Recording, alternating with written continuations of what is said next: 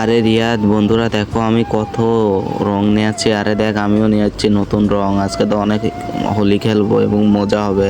আরে বাচ্চারা কেউ ক্লাসরুমে হোলি এবং রং নিয়ে আসবে না এবং হোলি খেলা যাবে না, কারণ প্রিন্সিপাল বলছে এই ক্লাসরুম অনেক নোংরা হয়ে যায়। আরে স্যার আমরা তো রং নিয়ে আসি নাই। আচ্ছা সেটা আমি চেক করবো।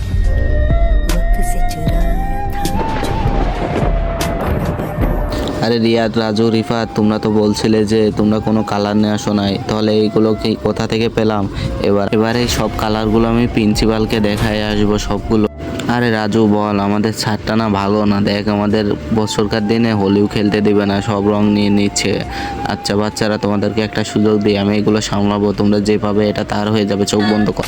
তারপর কি হলো সেটা জানার আগে ছবিটাকে ভালোবেসে থাকলে একটা লাইক অ্যান্ড চ্যানেলটাকে সাবস্ক্রাইব করো, আর যদি না করো তাহলে বুঝবে ছবিটাকে ভালোবাসো না। এবার চোখ খোলো। আরে তোদেরকে কি করে দিয়েছে রে চার? আরে তোদের মুখ তো পুরো কালো বান্দর বানাই দিয়েছে, ঠিক করে যায়। আর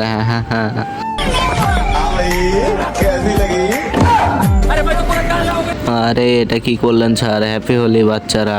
আরে স্যার আপনাকেই তো কালার লাগানো হলো না, এবার আপনাকে কালার লাগাই দিব সবাই মিলে, ধরো স্যারকে।